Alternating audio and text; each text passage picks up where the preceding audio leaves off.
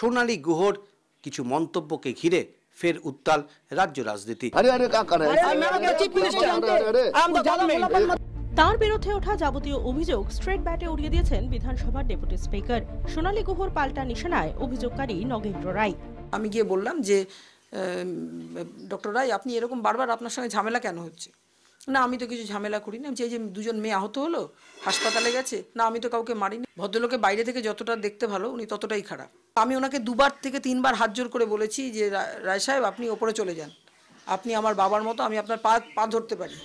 সোনালী গুহর দাবি তিনি মুখ্যমন্ত্রীর লোক। Until and unless till my death আমি মুখ্যমন্ত্রীর লোক থাকবো। তিনি মুখ্যমন্ত্রী হন আর প্রধানমন্ত্রী হন, আমি তার লোক থাকবো।